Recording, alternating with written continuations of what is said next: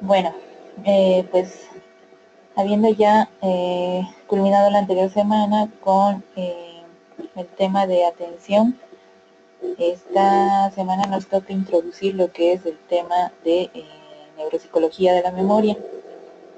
Este tema evidentemente es un tema muy amplio y vamos a tratar en lo posible pues de establecer algunos lineamientos sobre los cuales vamos a trabajar, principalmente tratando de abarcar lo más que se pueda. El contenido va a estar dirigido principalmente desde el punto de vista de la neuropsicología respecto al procesamiento de esta función tan importante como es la memoria. Entonces, en ese sentido, pues no nos vamos a dedicar mucho a enfocar lo que es, por ejemplo, la teoría de lo que es la memoria desde el punto de vista de la psicología o desde otras áreas, sino más bien enfocarnos pues a lo que es la neuropsicología misma, ¿sí? Y sus eh, todo el respaldo que trae la neuropsicología al respecto.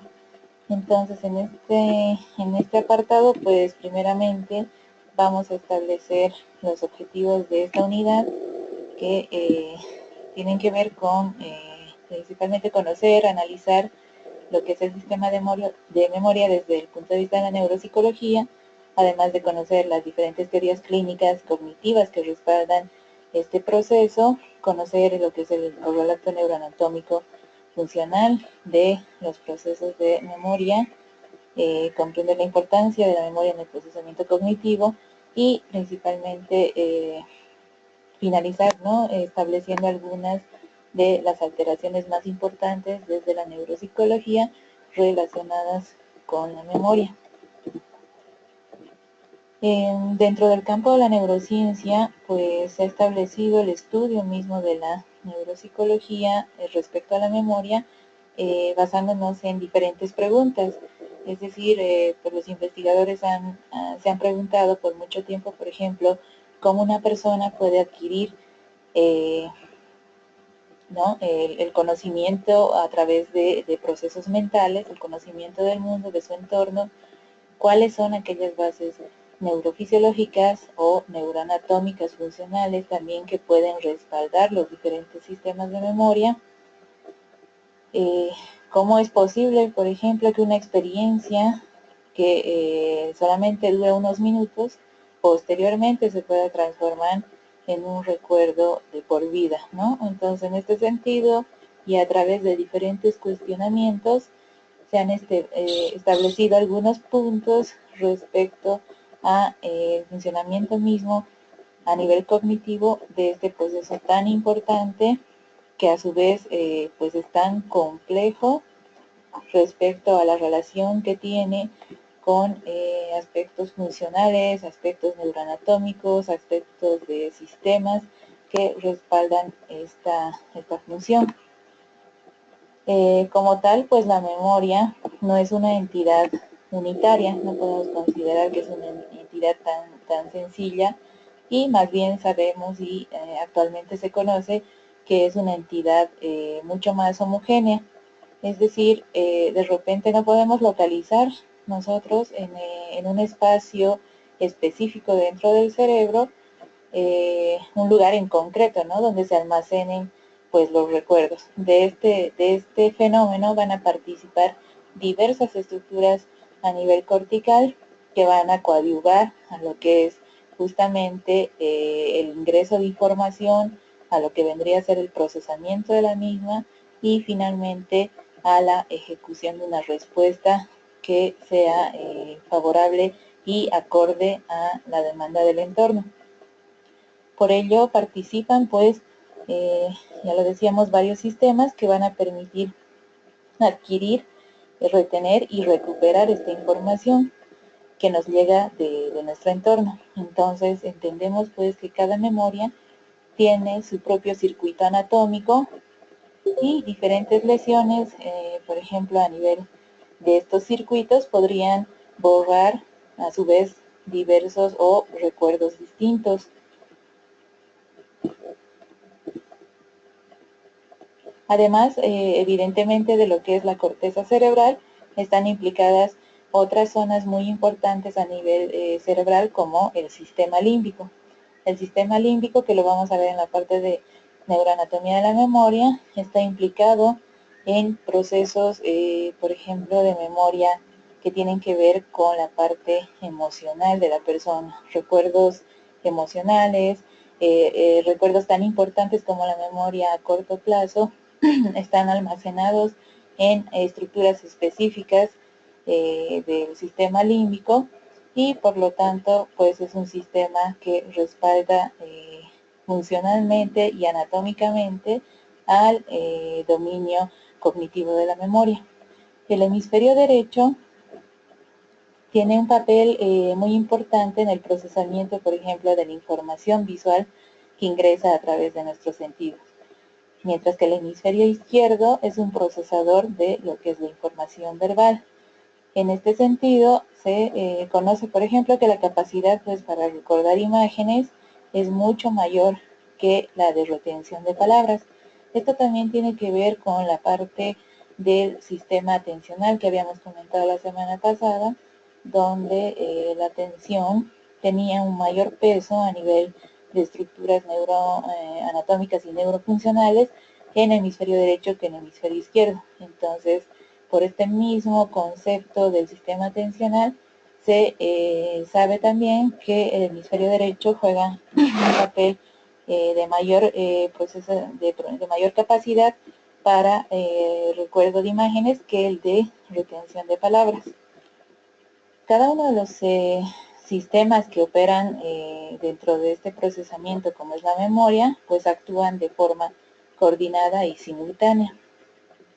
Estos sistemas cumplen funciones y modos de funcionamiento distintos. Desde el punto de vista de la neuropsicología, pues de la memoria, en este sentido, estos sistemas nos aportan nuevos conocimientos, ¿sí? La memoria tiene pues diferentes niveles de procesamiento de información. Por ejemplo, la memoria a largo plazo se encuentra representada a su vez en diferentes o múltiples regiones del cerebro, mientras que la memoria implícita y la memoria explícita dependerán, por ejemplo, de diferentes circuitos neuronales. Uno de los autores que siempre consideramos como referente para cualquier explicación que tenga que ver con funcionamientos cognitivos, con dominios cognitivos, evidentemente es Luria. Luria, desde su teoría de los sistemas funcionales, pues plantea que la memoria misma es un sistema funcional complejo y activo que está determinado por el tiempo que tiene a nivel de distintos niveles en su organización a través de lo que es la adquisición de sucesos, de experiencias, de retención y producción que van a culminar justamente en la producción de lo que se llaman hechos o huellas mnésicas. Considera Luria también pues que la memoria es una actividad muy compleja cuyo resultado está determinado por aquellos factores como son la motivación, la formación, la retención de un propósito con la elección de planes adecuados y conjunto de operaciones necesarias para realizar esta actividad. De hecho, la memoria, pues, Luria la establece en relacionada con el tercer sistema funcional de control ejecutivo. Desde el punto de vista pues, de la neuropsicología misma y los aportes de la psicología cognitiva, se establece que la memoria es aquella capacidad para almacenar información, acontecimientos pasados y poder recuperarlos, trayéndolos al presente pues a través de la conciencia de toda la información que fue aprendida, ¿sí? Entonces la memoria cumple dentro de este conjunto de funciones cognitivas, cumple una función básica que a la vez podemos considerar que es una función extremadamente compleja y heterogénea. Compleja por su nivel de funcionalidad y heterogénea también por la localización misma y representación neuroanatómica que posee a nivel de estructuras del cerebro. La memoria pues nos va a permitir a lo largo de nuestra vida, de nuestro desarrollo, conocer todo lo necesario para poder adaptarnos al medio de una forma óptima. Pues nos va a permitir desde que nacemos generar sistemas de aprendizaje, por ejemplo, para gatear, para caminar, para poder aprender a hablar, comunicarnos con otras personas, orientarnos en nuestro entorno, en nuestro espacio, aprender a evitar situaciones de riesgo, mantener normas sociales y éticas. La memoria nos provee de todo este almacén para que nosotros podamos justamente adaptar nuestra conducta al entorno y responder de forma evidentemente adecuada a las demandas del mismo. Sin memoria, pues nosotros no podríamos aprender cada día y cada momento de nuestro diario vivir, pues representaría justamente el principio y el final de dicho momento. Entonces, en ese sentido, si tuviéramos algún déficit, por ejemplo, que perjudique el desarrollo normal del funcionamiento de la memoria, pues nosotros lo que hubiésemos aprendido en un día, pues no lo podríamos recordar al día siguiente, ¿no? Entonces, en este sentido, eh, entendemos que podemos relacionar la memoria con un sistema tan importante como el sistema de aprendizaje. El sistema de aprendizaje está dado netamente por aquellos procesos de memoria que contribuyen a lo que es el almacenamiento a largo plazo y que van a generar conductas específicas en relación a las demandas que requiere el entorno.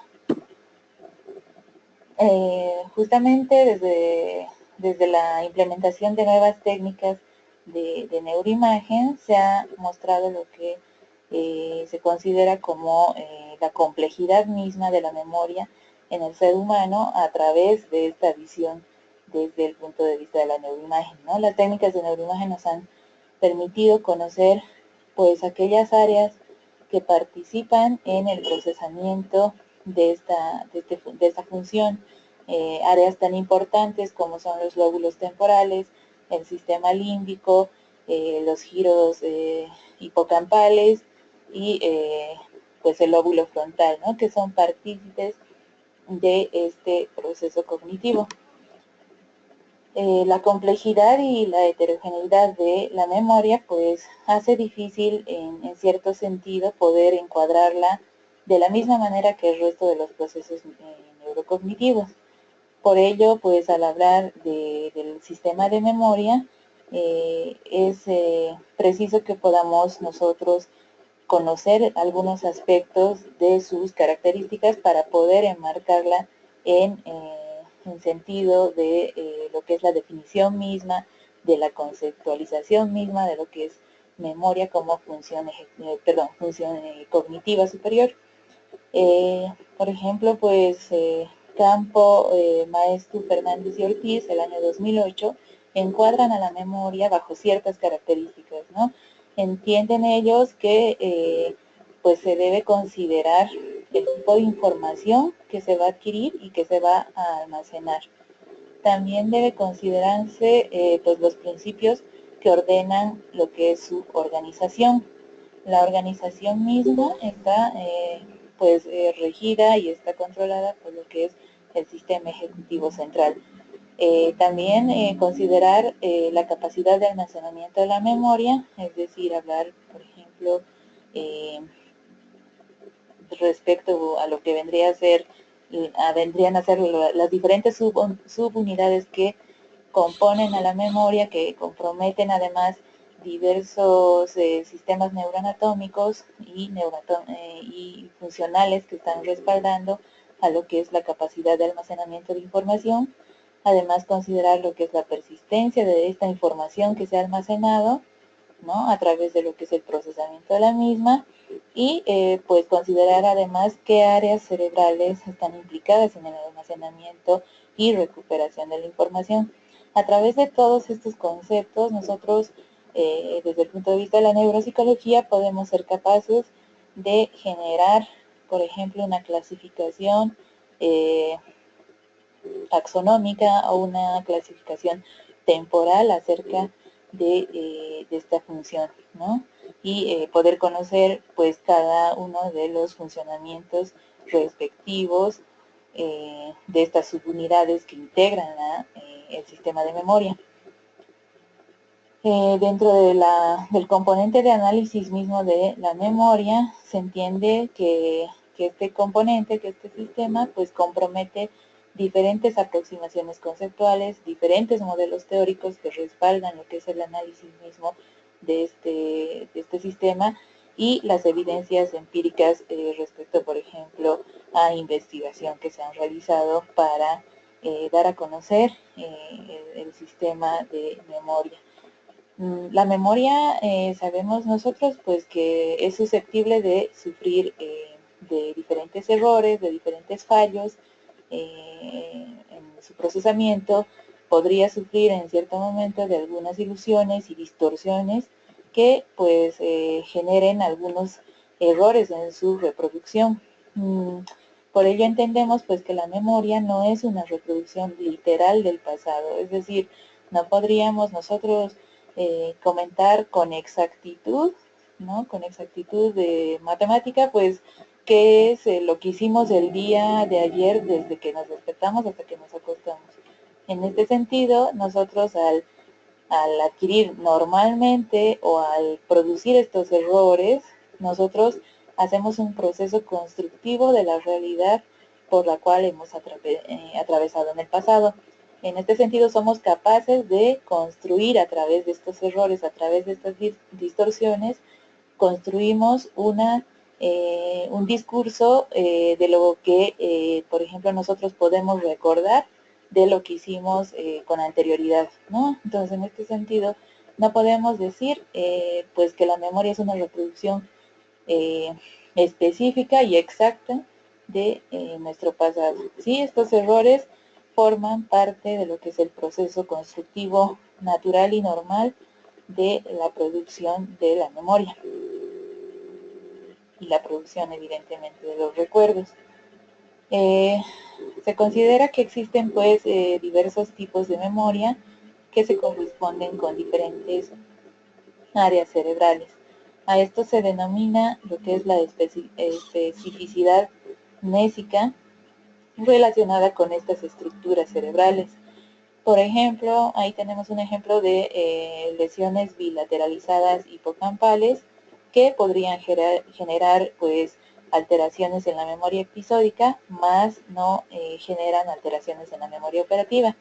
Por otro lado, en otra región anatómica que tiene que ver también con procesamientos de memoria, como son las áreas prefrontales dorsolaterales, cuando hay un tipo de lesión en estas áreas, pues se podrían generar alteraciones en memoria operativa y en memoria episódica. Entonces, debido a la especificidad mnésica de estas estructuras anatómicas, nosotros podemos entender cuál es, por ejemplo, la patología o la sintomatología subyacente a un proceso de lesión o de alteración de uno de los sistemas respecto a estructuras anatómicas de la memoria. Por ejemplo, pues nosotros si tuviéramos que nombrar cada una de las áreas, de las diferentes áreas implicadas en los diferentes sistemas de memoria, pues esta lista sería muy extensa, ¿no? Entendemos que no solamente participan de este proceso lo que son las áreas corticales o las áreas de la neocorteza, sino que también están implicadas en el procesamiento mismo y en la recuperación, pues estructuras subcorticales y límbicas para integrar esta información que se procesa ya a nivel de estructuras corticales. Para recuperar pues determinada información, no solamente son necesarias las estructuras que están implicadas en la gestión mnésica, ¿sí? Pues hace falta conocer y hace falta integrar otras estructuras corticales y subcorticales, sin las cuales pues este proceso de selección, de percepción, de integración y de recuperación no sería posible. Entonces, en este sentido entendemos que la memoria pues es una un sistema netamente complejo, netamente heterogéneo, que implica diversas estructuras anatómicas y funcionales de las cuales se vale para su representación.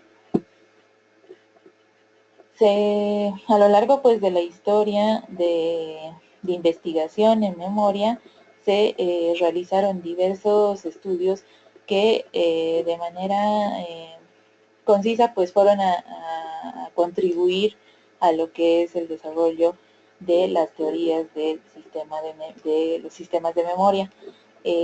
Una de las primeras investigaciones al respecto de memoria pues se la debemos al psicólogo alemán Ebbinghaus, que a finales del siglo XIX estudió cómo se retienen las sílabas sin sentidos. Él presentaba a sus pacientes sílabas sin ningún significante para la persona y procedía a ver pues la capacidad de la memoria de sus pacientes para almacenar estas sílabas sin significado. Es decir, veía principalmente o establecía cómo no participaban de esta recuperación misma, pues el sistema límbico, ¿no? El sistema límbico que está implicado justamente con la atribución de significados, por ejemplo, afecto-emocionales que atribuyen significado a lo que son el procesamiento, por ejemplo, de palabras y al almacenaje misma de las mismas. Entonces, en este sentido, se proponía que se presente a sus pacientes, por ejemplo, sílabas, ahí vemos como bad, sit, head, not, dead y demás que no tenían ningún significado y él pues defendía en este sentido que el mecanismo de la memoria pues requiere para su única recuperación una actividad tan primordial como es la repetición. Entonces, a través de este procesamiento como es la repetición, la persona era susceptible de recuperar esta información sin atribuirle nuevamente un significado al procesamiento mismo de la palabra. Otro de los psicólogos que contribuyó en el estudio de procesos de memoria pues fue Bartlett, que se valió, a diferencia de Ebbinghaus, se valió de historias, de cuentos cortos que él utilizaba para establecer lo que es la teoría de los esquemas y la influencia de estos esquemas en los recuerdos. A través de la presentación de estas historias a sus pacientes, él establecía cuáles eran los esquemas de funcionamiento de la persona que podían llegar a contribuir a la recuperación misma de la historia que se le había contado con anterioridad. Entonces, en este sentido, él establece pues que los conocimientos que están almacenados en la memoria como consecuencia de las experiencias pasadas permitían organizar la recuperación misma de la información en forma de representaciones mentales. Esto a través, obviamente, de la asociación que se tenía con lo que eran los esquemas mentales que constituyen el conocimiento acerca de un objeto o acerca de un acontecimiento pasado. En 1956, pues el psicólogo George Miller publicó un caso, o más bien un artículo titulado El mágico número 7, más o menos 2, algunos límites para nuestra capacidad para procesar información. Él principalmente establece desde esta teoría que nosotros somos capaces, todas las personas somos capaces de poder almacenar hasta 7 dígitos, ¿no? Más o menos 2, es decir, más hasta 9 como máximo y 5 como mínimo, ¿no? Entonces, era un número que él establecía respecto a esta teoría, donde posteriormente nosotros podemos ver esta aplicación al campo de lo que es la evaluación de procesos de memoria que tienen que ver, por ejemplo, con retención de dígitos en orden normal y en orden inverso, y pues con esta teoría él pudo demostrar que las personas pueden retener este número de dígitos a la vez en la memoria a corto plazo, en el almacén de memoria a corto plazo.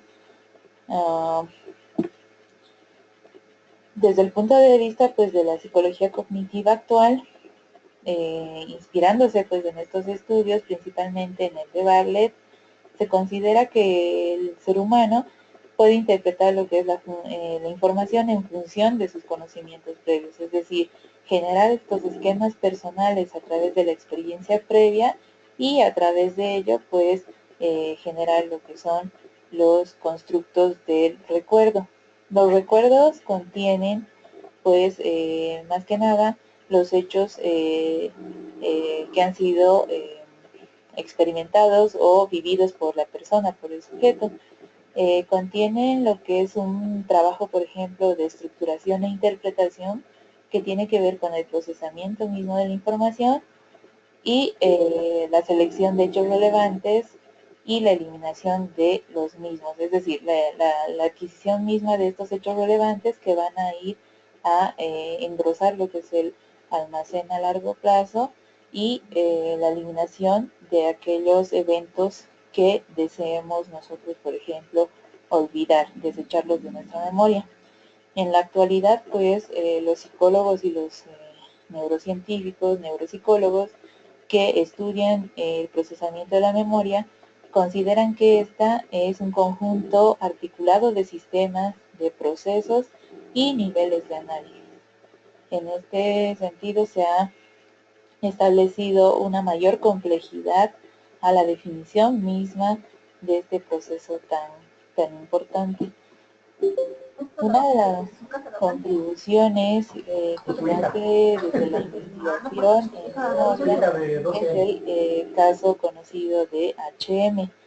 HM pues era un niño que a la edad de 9 años sufrió un accidente siendo atropellado pues por una bicicleta.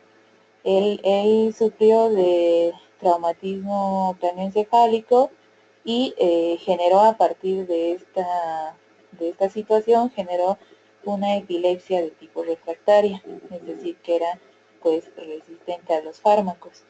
Esta epilepsia lo que le desencadenó pues fueron crisis justamente de ausencia y convulsiones, alrededor de 10 crisis por semana. Lo que se decidió con el equipo médico que lo trató pues es someterlo a una lobectomía a la edad de 27 años. HM que sufrió que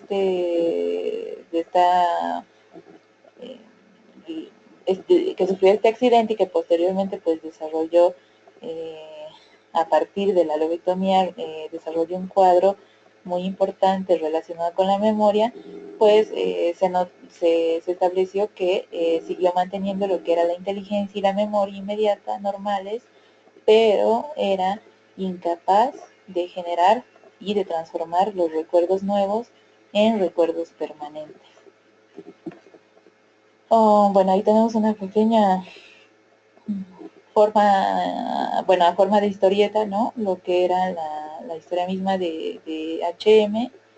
Y pues el equipo médico, después de haberle hecho la intervención neuroquirúrgica, pues remueve ambos hipocampos, ¿no? Remueve estructuras importantes de lo que eran los lóbulos temporales, desconociendo por su parte, pues, que el hipocampo tenía una función específica en memoria. Cuando Henry despierta de la cirugía, se recupera, él puede recordar algunas cosas que sucedieron antes de la cirugía, pero parecía no poder recordar o establecer nuevas memorias. Entonces, pues el equipo médico también decide convocar a una neuropsicóloga llamada Brenda Milner, que pues estudió el caso de HM. Ella encontró dentro del trabajo mismo con este paciente, pues encontró que él no pueda o no podía formar lo que se conocían como las memorias declarativas, ¿sí? No podía establecer hechos, no podía, por ejemplo, recordar haber conocido, haber visto a gente que él ya había conocido con anterioridad, y pues él parecía olvidar instantáneamente lo que había aprendido.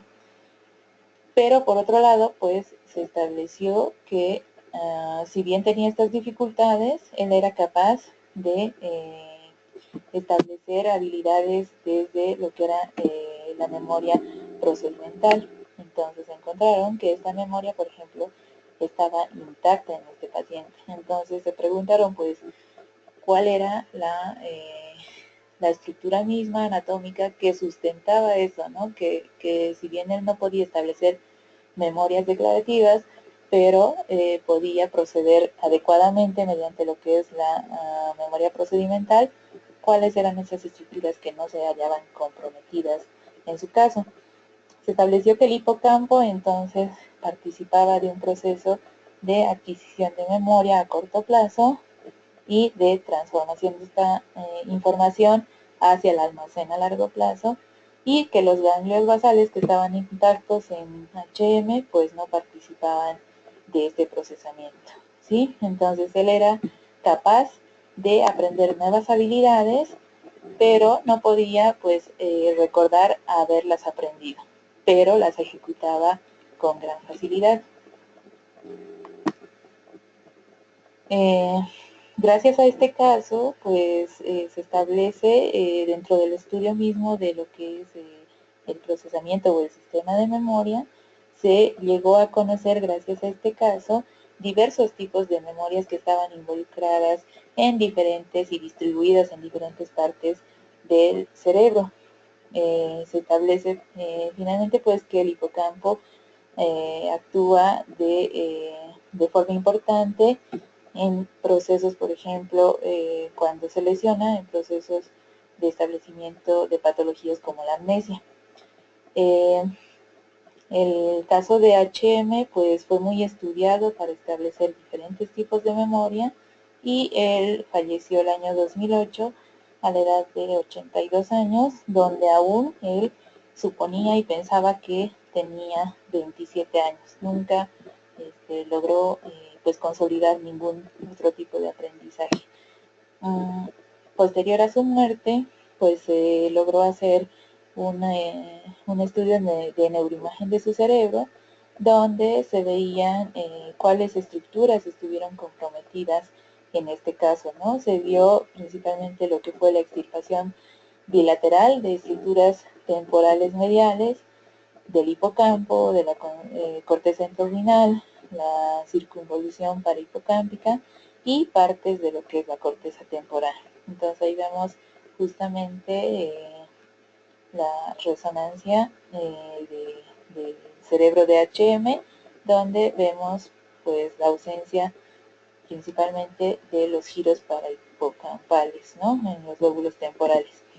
Entonces, pues HM, ahí tenemos una foto de él donde ya está mayor, estaba internado ya, o más bien estaba pues participaba de los diversos estudios que se les realizaba a través de su equipo médico y de su neuropsicóloga, y él siguió manteniendo lo que fue la inteligencia y la memoria inmediata.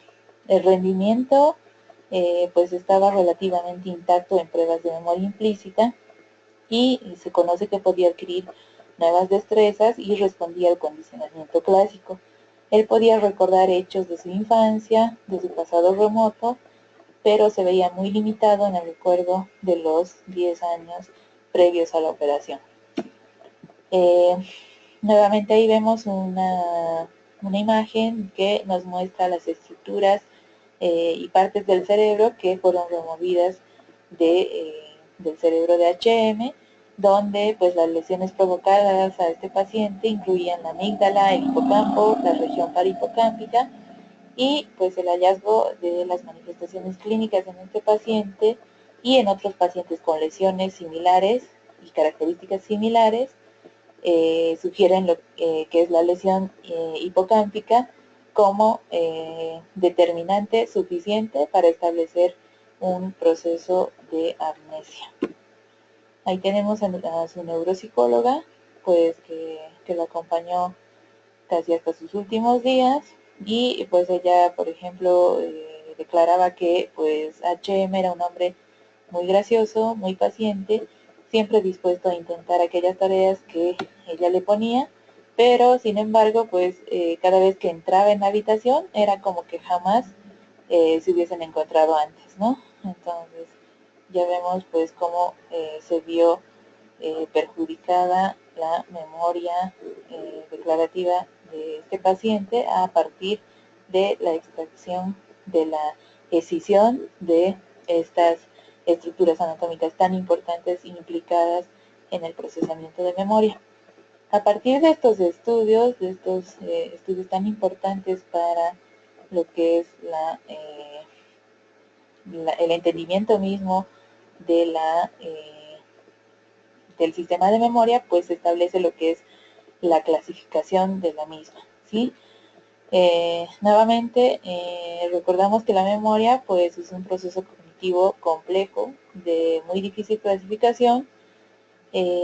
Sabemos que no es un concepto unitario y que más bien existen pues diferentes tipos o clases de memoria que han sido descritas a través de diversas clasificaciones respecto a investigación básica y experimental que se ha realizado para explicar este sistema tan importante. Recientemente, en el año 2007, Squire y Bailey pues diferenciaron entre dos grandes bloques respecto a lo que es la clasificación misma de la memoria. Por un lado, la memoria declarativa, y por el otro, pues la memoria no declarativa. La memoria declarativa, conocida como episódica y semántica, y la no declarativa, también relacionada con lo que es la memoria operativa, procedimental, el priming, el condicionamiento instrumental y el condicionamiento clásico. Cada una de estos bloques de memoria y de sus subunidades componentes pues depende de determinadas estructuras cerebrales.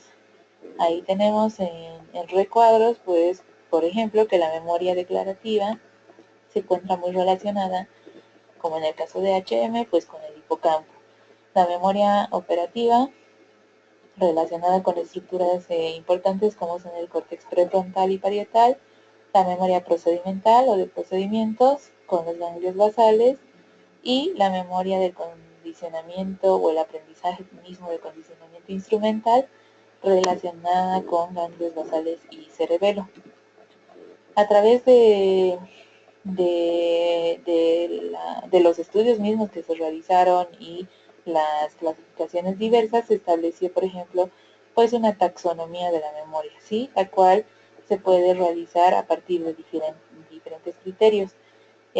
Si tomamos como base pues los criterios cualitativos de clasificación, se puede diferenciar la memoria entre dos tipos. Lo que es la memoria explícita, que también se denomina memoria consciente o memoria declarativa, y la principal característica de esta memoria pues es que la información es accesible a la conciencia y es susceptible además de ser verbalizada. La información de la memoria explícita pues es modificable y puede cambiar a lo largo del tiempo, mientras que el proceso de memoria implícita, conocido como memoria no declarativa o inconsciente, pues es una memoria difícilmente expresable a partir de lo que es el lenguaje, y posee un alto grado, a diferencia de la memoria explícita, un grado muy importante de rigidez, lo que dificulta su modificación. Ahí tenemos las diferencias principales entre memoria explícita e implícita, y a partir de esto podemos ver, por ejemplo, cómo la explícita tiene un carácter voluntario, intencional, en lo que es la retención y recuperación de la información, mientras que la implícita es involuntaria, no intencional en estos mismos procesos. La explícita se se puede evaluar a través de medidas directas de memoria, mientras que la implícita podemos evaluar a través de formas indirectas como el priming. Estructuras anatómicas más recientes están relacionadas con el contenido mismo de lo que es la memoria explícita, mientras que las estructuras anatómicas más antiguas o más basales pues están justamente relacionadas con la memoria implícita. Además, sabemos que la memoria explícita es vulnerable al deterioro al paso del tiempo mismo, y la memoria implícita es poco vulnerable a este mismo deterioro, ¿sí? Tanto la memoria explícita como la memoria implícita pues son procesos bien diferenciados y con características dispares, pero a su vez pues se encuentran íntimamente relacionados, y por lo general pues entendemos que ambos procesos se apoyan y se sustentan mutuamente. Bien decíamos que no podemos separar pues lo que es el proceso de memoria del proceso de aprendizaje. Entonces, en este sentido, pues muchos aprendizajes y memorias comienzan siendo procesos conscientes, es decir, comienzan siendo procesos explícitos, y con el paso del tiempo, con la evocación de las prácticas repetidas de sus contenidos, van a terminar por transformarse en procesos implícitos o inconscientes. También se establece que en este sentido de comprensión de lo que es la memoria explícita e implícita, pues un mismo contenido puede adquirirse de manera implícita o explícita, ¿sí? Pero pues requiere cada una de las regiones cerebrales participantes de este tipo de memorias, originando pues recuerdos con propiedades también diferentes, ¿sí? Entonces, en este sentido, participan del procesamiento mismo pues ambos tipos de memorias, ¿sí?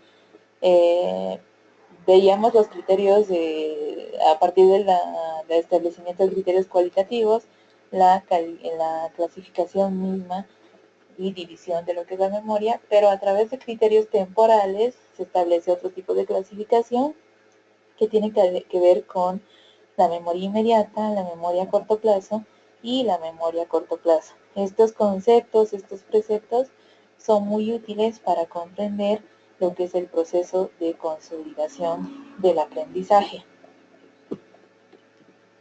Ahí tenemos una clasificación que se hizo acerca de las principales áreas implicadas en los diferentes aprendizajes y memorias. Entonces, pues por un lado,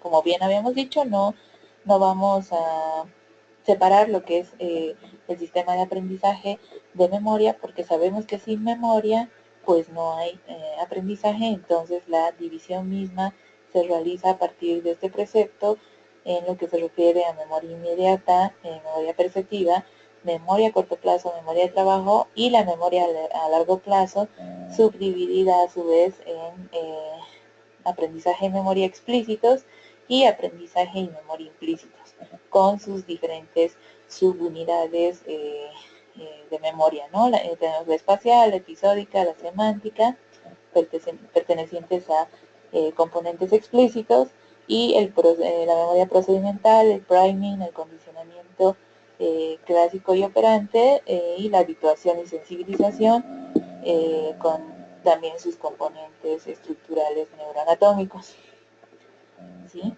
Entonces, en este sentido, sí existen diversas clasificaciones respecto a la memoria, y para fines de la materia nosotros vamos a establecer los dos tipos principales de memoria, como son la memoria implícita y la memoria explícita, ¿sí? Entonces vamos a iniciar hablando de lo que es pues la memoria implícita, llamada también, decíamos, no declarativa o inconsciente. Este tipo de memoria es un proceso considerado como un proceso inconsciente, en el cual la persona no puede recordar pues conscientemente haber adquirido determinadas, por ejemplo, habilidades, conocimientos o destrezas, pero puede demostrar a través de su conducta, de la ejecución misma de la conducta, que sí ha aprendido estos contenidos, ¿sí? Entonces, esto se considera, por ejemplo, como una conducta automática. Este tipo de memoria necesita un tiempo de adquisición que es gradual y se va a aprender y perfeccionar a través de lo que es el modelado y la práctica misma. Es decir, siguiendo un modelo y mediante sistemas de repetición es como se va a llegar a una mejor producción de este proceso memorífico, ¿sí?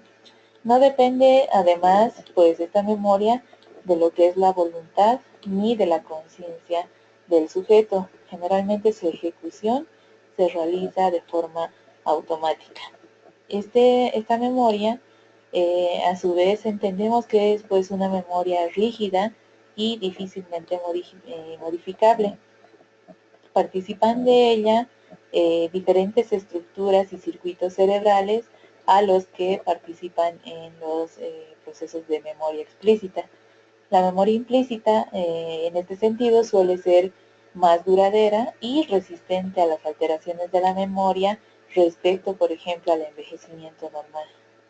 ¿Sí? En esta clasificación misma de memoria implícita, pues se incluyen diversas formas de aprendizaje que son independientes de la conciencia y de la participación del lóbulo temporal. Por un lado tenemos a lo que es el aprendizaje no asociativo, que tiene que ver con sistemas de habituación y sensibilización, al priming, al aprendizaje asociativo, referido a lo que es el condicionamiento clásico y condicionamiento instrumental u operante, y finalmente la memoria procedimental. Entonces, dentro de esta unidad de memoria implícita, comprendemos estas subunidades de sistemas de aprendizaje independientes.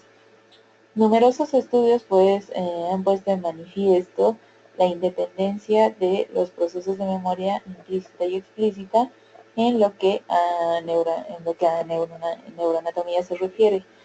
Es decir, entendemos que cada uno de estos tipos de memoria le subyacen pues correlatos neuroanatómicos diferentes. Bien, veíamos que dentro de este tipo de memoria implícita está el primer sistema de aprendizaje, que es el de tipo no asociativo. Este que tiene que ver con procesos principalmente de habituación y sensibilización. El aprendizaje no asociativo pues va a englobar lo que son las formas de aprendizaje más sencillas desde el punto de vista de estos sistemas de habituación y sensibilización. Este aprendizaje no requiere pues una asociación entre lo que es las acciones y las consecuencias para que el aprendizaje se produzca. En este sentido, la habituación y la sensibilización se van a modificar a través de lo que es la sensibilidad hacia los estímulos que se vayan a presentar, aunque en direcciones opuestas. Vamos a ver que, por ejemplo, la habituación se refiere a una reducción de la magnitud de nuestra respuesta conductual ante un estímulo, ¿sí? O conjunto de estímulos, que se repiten pues con frecuencia en un periodo muy breve de tiempo. Este tipo de aprendizaje hace, por ejemplo, que nosotros dejemos de asustarnos o de sobrecogernos cuando oímos ruidos muy intensos con los que ya estamos familiarizados. El proceso de sensibilización, por el contrario, pues es un proceso que va a provocar que la respuesta a un estímulo normalmente intenso, nocivo o que provoca miedo, pues sea más intensa de lo normal, porque se presentó anteriormente un estímulo que causó un sobresalto inicial normal. ¿Sí? Estos dos procesos tienen que ver con sistemas de aprendizaje muy básicos, son los más sencillos, a través de los cuales nosotros adquirimos experiencias y formamos constructos de pensamiento y constructos de conducta. Ahí tenemos pues que la habituación es mucho más específica que la sensibilización, ya que la habituación pues se va a dirigir principalmente a reconocer aquellos estímulos que la originan, mientras que la sensibilización es general a una variedad de estímulos y respuestas. La habituación se genera por exposición repetida al estímulo, mientras que la sensibilización se puede generar a partir de una aparición única de un estímulo con un impacto fuertemente emocional. La habituación se va a prolongar en el tiempo por este sistema mismo de repetición que es característico de la misma. Y pues la sensibilización, por su lado, tiene un tiempo de periodos cortos, ¿no? de almacenamiento mismo. El priming, que es otro de los aprendizajes incluidos dentro del sistema de memoria implícita, tiene que ver con un aprendizaje que va a facilitar lo que es el procesamiento de materiales específicos a los cuales hemos sido expuestos con anterioridad. El priming va a permitir pues que, por ejemplo, el sujeto pueda mejorar el rendimiento en una tarea que tiene que ver justamente con una experiencia previa al respecto de la tarea.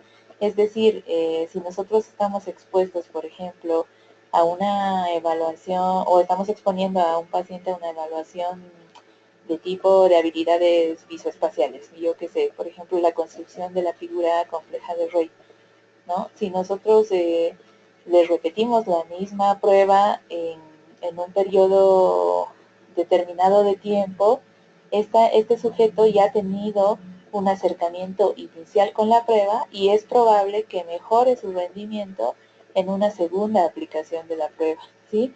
Entonces podría mejorar, por ejemplo, en sistemas como es la precisión, la velocidad de procesamiento o en ambos sistemas. Entonces, a través de lo que es la experiencia previa en relación con la tarea que se vaya a presentar, pues se establece la mejora en el rendimiento de esta misma. El priming va a facilitar lo que es la detección o la identificación de estímulos iguales o similares a los que se presentaron con anterioridad. Debido a esta familiaridad que ya el sujeto tiene, con una única o con una presentación previa que se ha dado en un único momento, pues es más susceptible de mejorar justamente los sistemas de precisión de la tarea, de velocidad de la tarea o de ambos sistemas. El priming se refiere principalmente y tiene que ver con una evocación automática de aquellos procesos inconscientes de la memoria. Además, el priming permite un aprendizaje efectivo y duradero. Genera lo que es, en este sistema, pues genera lo que es la representación de una huella mnésica que va a permitir posteriormente a la persona una fácil recuperación frente a estímulos iguales o similares al que se presentaron con anterioridad. A través de ello, pues se genera un mejor procesamiento de lo que es la información nueva y la información familiar. El aprendizaje mediante este sistema de priming pues es independiente del lóbulo temporal medial. Se conocen dos tipos de priming a partir de esta generación de lo que es el aprendizaje por este sistema. Tenemos al priming perceptivo y al priming semántico. El priming perceptivo pues se refiere a lo que es el procesamiento previo de aspectos perceptuales del estímulo. Esto tiene que ver con procesos de memoria indirecta y principalmente pues el priming perceptivo va a generar la atención misma de aquellas propiedades físicas del entorno, más no le va a atribuir o no le va a atribuir ninguna relevancia a lo que es el significado mismo de estas propiedades. Es decir, nosotros somos capaces de generar un sistema de almacenaje a través de este aprendizaje, a través de la forma misma del estímulo y no así por la atribución de significados. ¿Sí? Entonces podemos a través de este planning perceptivo podemos almacenar lo que son, por ejemplo, palabras, dibujos de objetos, fotografías de caras y que no tienen ninguna atribución de tipo semántico, ¿sí? De tipo significativo semántico.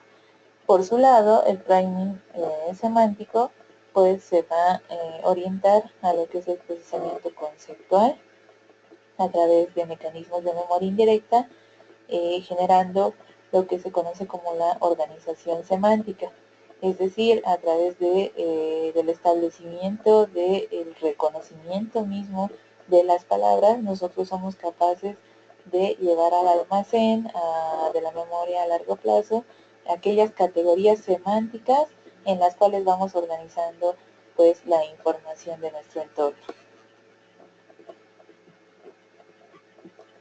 Sí se escucha bien porque en este momento estoy viendo que hay alguna interferencia.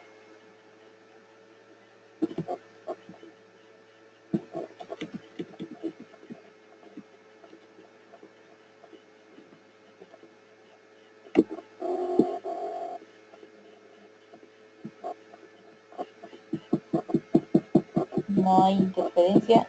¿Todavía me escuchan bien?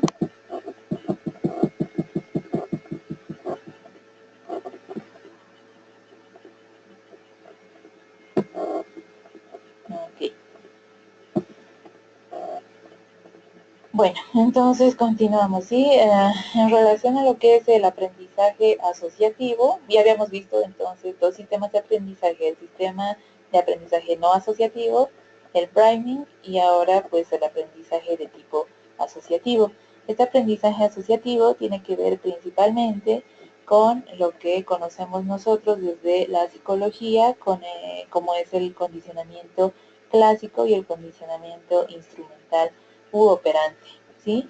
Este aprendizaje asociativo, del tipo asociativo, pues implican formas mucho más complejas de aprendizaje y memoria.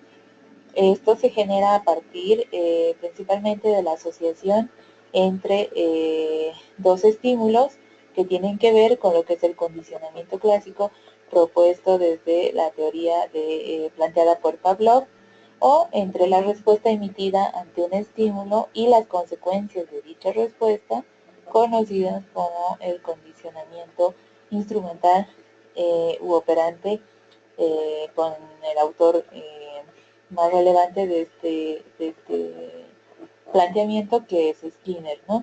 Entonces, en este sentido, entendemos que hay dos tipos de sistemas de aprendizaje asociativos, ¿sí? Entonces tenemos a lo que es el aprendizaje por asociación entre dos estímulos que sean relevantes para el sujeto, o entre lo que es la consecuencia, ¿sí?, de una respuesta frente a la emisión de un estímulo. Nosotros desde la psicología pues podemos establecer estos tipos de aprendizaje y cómo la experiencia va dotando al sujeto de un tipo de respuesta específico.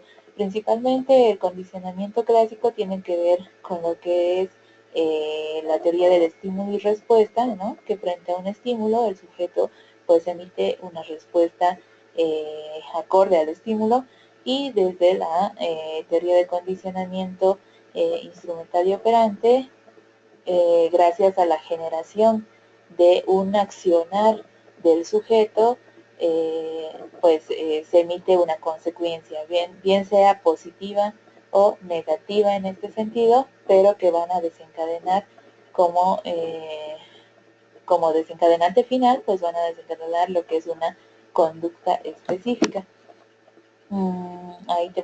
Ahí tenemos un dibujillo de lo que vendría a ser el condicionamiento clásico y el operante, que están relacionados justamente con el experimento de Pavlov, con los perritos que asociaban pues el sonido de un estímulo específico como era la campana y el proceso de salivación, estímulo-respuesta, y el experimento, por ejemplo, de la caja de Skinner, en el cual el ratón tenía que generar una conducta esperada por el experimentador, bajaba la palanca, el sujeto o el experimentador, perdón, le proveía de alimento y el ratoncito era capaz de volver a repetir la conducta, ¿no? Entonces, en este sentido, entendemos que este sistema de aprendizaje es un poco mucho más complejo y que también depende en cierto sentido respecto al condicionamiento instrumental de la motivación y el proceso voluntario de accionares del sujeto. Algunas estructuras pues anatómicas que están implicadas en lo que es el condicionamiento instrumental u operante, las conocemos pues desde lo que es la participación del cuerpo estriado, principalmente el estriado dorsomedial, que pues por su parte tienen la participación en este proceso del núcleo caudado y el putamen. Aquellos circuitos que están implicados en este tipo de memoria instrumental o de aprendizaje instrumental, pues son los circuitos córtico, estriado, tálamo corticales, que participan principalmente, se encuentran dentro o juegan un rol importante en la participación de lo que es el córtex prefrontal y finalmente pues van a orientar y dirigir la conducta hacia objetivos, es decir, a partir de lo que es el reconocimiento mismo del estímulo que está ingresando por ejemplo, en cortezas de asociación, se va a lanzar el circuito se va a desencadenar a partir de lo que es la corteza asociativa hacia estructuras del cuerpo estriado, de ahí hacia tálamo y finalmente para ejecutar la respuesta frente a lo que es la dirección de la respuesta en la ejecución de la conducta, la participación del córtex prefrontal.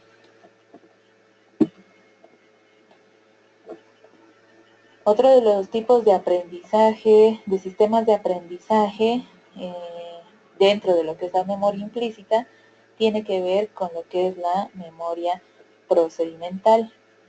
Esta memoria pues ya es un nivel un poco ya más elevado respecto a los primeros sistemas de aprendizaje, y este tipo de memoria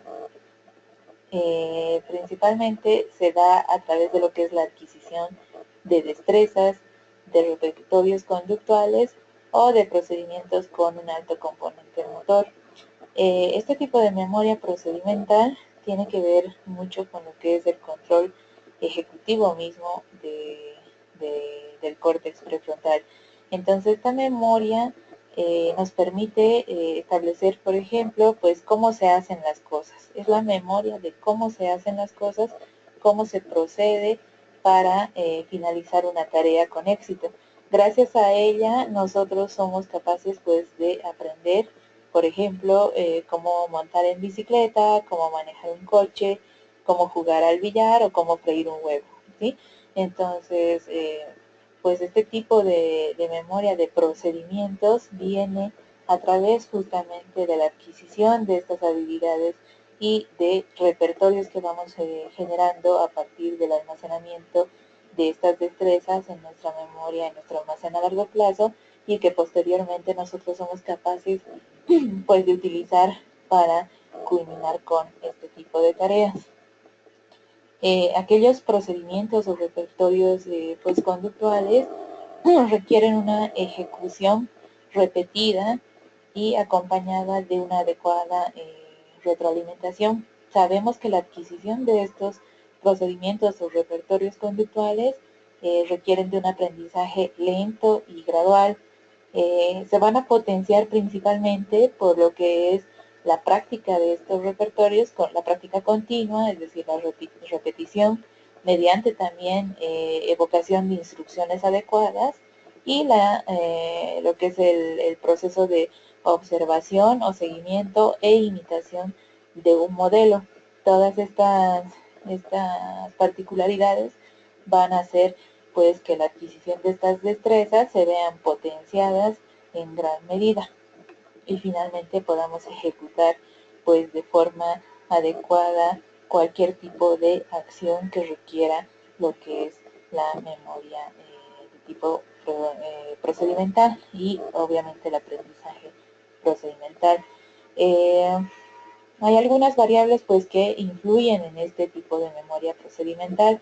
Por un lado tenemos lo que es la cantidad de tiempo empleado en practicar los repertorios, es decir, que a mayor cantidad de tiempo que nosotros le dediquemos eh, al proceso de repetición de estos repertorios, pues mayor grado de almacenaje van a adquirir, ¿sí? En la memoria a largo plazo. También el tipo de entrenamiento que se realice al respecto de estos repertorios cognitivos, de estos repertorios más bien procedimentales. Y finalmente otra de las características y otra de las variables que modulan este procesamiento de memoria, pues son las instrucciones que recibimos del entorno o la presencia de modelos a los cuales nosotros podemos imitar o copiar en su procedimiento. Estas variables van a modular lo que es la velocidad como la precisión del aprendizaje y van a contribuir al éxito de la ejecución de la tarea. Algunas tareas que se utilizan, por ejemplo, para la medición de la memoria procedimental, pues son las tareas, por ejemplo, de dibujo en espejo, la tarea de escritura en espejo y las tareas de persecución rotatoria. Recordemos que en el caso de HM, que fue tratado por muchos años mediante un equipo, con la participación de un equipo médico y de neuropsicólogos que estuvieron contribuyendo pues a su rehabilitación, se trabajó muchas de estas tareas, ¿no?, con este paciente y se pudo establecer algunas categorías donde el paciente pues podía tener éxito en cuanto a la ejecución de las mismas.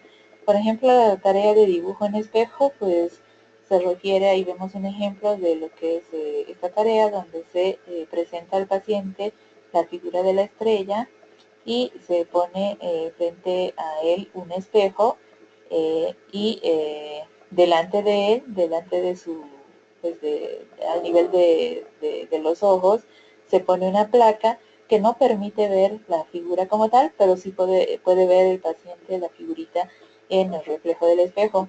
El objetivo es que a través de la repetición, donde el paciente pueda seguir el trazo del dibujo de la estrella, nada más observando el reflejo de la misma en el espejo, a través de esta tarea de repetición se puedan establecer, por ejemplo, mecanismos de memoria procedimental. Lo mismo sucede con las tareas de escritura en espejo, donde pues se motiva al paciente que pueda nuevamente seguir la estructura de cierto tipo de letras, ¿sí? Pero nada más siguiendo el reflejo del espejo. De inicio, evidentemente es difícil para la persona, pero con la práctica y con la repetición, pues se hace exitosa la tarea de memoria procedimental. Lo mismo pasa con las tareas de persecución rotatoria, donde en esta tarea, por ejemplo, HM tuvo mucho éxito al poder seguir a este punto, que era el objetivo, poder seguir a través de la varilla. Cuando giraba el disco podía seguir con precisión el objetivo que giraba. Entonces estas tareas que incluyen procesos de repetición continua van a generar procesos de aprendizaje por memoria procedimental. Esto contribuyen pues a lo que es el establecimiento mismo de aprendizajes de memoria implícita. Para llevar pues a cabo cualquier acto motor es necesario que en primer lugar se elaboren programas motores, ¿sí? Entonces la participación del córtex prefrontal en estas tareas de programa motor realiza justamente este córtex, se vale de lo que es la información que le proporcionan las diferentes áreas asociativas corticales. Una vez que se ha desencadenado lo que es el acto motor, finalmente pues se va recibiendo lo que es una retroalimentación o un feedback acerca de lo que es el adecuado desarrollo de la tarea, y a partir de ello ir corrigiendo errores específicos en cuanto a ejecución se refiere. Pues ya con esto hubiéramos culminado la sesión del día de hoy, y si tienen algunas preguntas, pues estoy atenta a las mismas.